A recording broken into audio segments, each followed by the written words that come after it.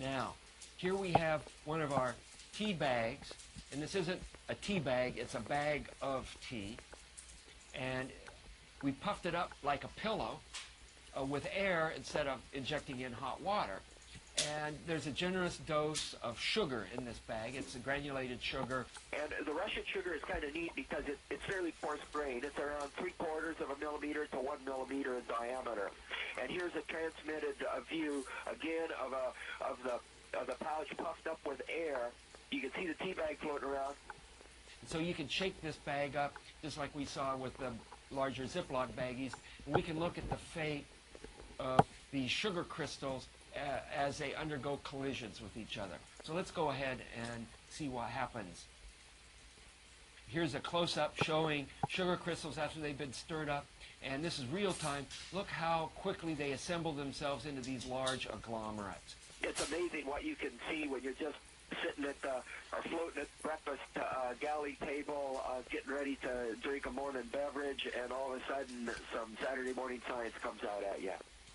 Sugar, which is organic, molecular, crystalline solid, it behaves similarly to what we saw with this ionic crystalline solid sodium chloride.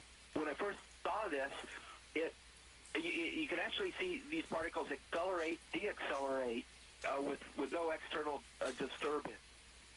We see the sugar crystals moving around due to electrostatic forces. You see a big floccule moving down. It collides with the wall, transfers some charge, and now it's moving in the opposite direction. So electrostatic forces are certainly important in governing the dynamics of what we see here.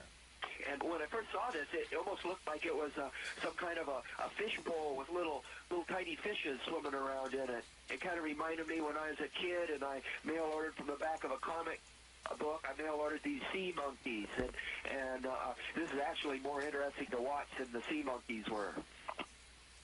Again, here's a close-up showing the sugar crystals moving around. They almost look like little creatures swimming in a Petri dish, and they're moving around in electrostatic forces. If you touch the side of the bag, as we demonstrated here, the act of touching the side generates enough static charge to draw the sugar crystals to that spot, as we're seeing here when we're rubbing the side. So it's kind of like the static charge that's generated when you scoot your feet across a rug, and then you touch the sleeping dog on the nose.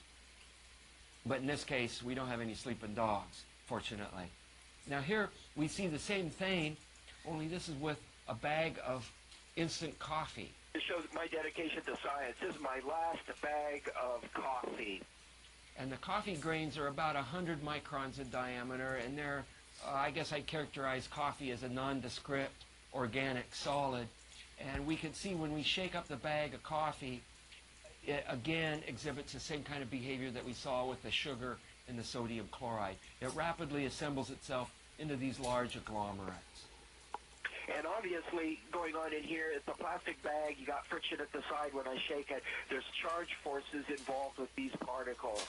Now here we have one of our culture flasks filled with water and the titanium dioxide mica flakes that were used for tracer particles.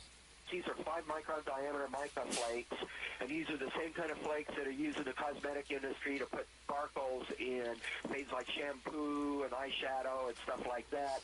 And fluid dynamicists have discovered that these make great tracer particles for doing experiments, which of course forever changes your view of sparkly eyelids. And we shake up this flask, and there's no visible structure within the flask. Now here is 2 days later. This thing has sat quiescently in the environment here on Space Station for 2 days, and now let's take a peek at it. And again, I'm going to shine a flashlight from the back side. And look at that. Chain agglomerates forming. And these, the first order, look just about the chain, like the chain agglomerates that we saw in the bag of coffee and the bag of tea. But these are 5-micron diameter microflakes that have somehow moved around inside here and formed these chain agglomerates. And then as time goes by, as weeks go by, here they are after about 3-4 weeks, you see these large chain agglomerates made up, centimeters on an edge, made up from 5-micron diameter mica flakes. So even in a system with particles as small as 5 microns, with a surrounding density fluid of that of water, we see the same kind of behavior as we did in the sodium chloride, the sugar, and the coffee. So I found this amazing, that you could have particle agglomeration events happen so quickly over such a diverse particle composition and size and density of surrounding medium, and all this behavior appeared to make these large chain agglomerate type clusters that had a fair amount of integrity to them. And I thought this was amazing, and perhaps it might have some relevance in planet formation when you look at dust grains that condense from a solar system nebula, and how these dust grains end up being fist-sized rocks where mutual gravitation can eventually build planets. Perhaps it might help elucidate some questions in that arena. I think we have the answers to many of the questions for the formation of our universe, all seen here in our bag of tea.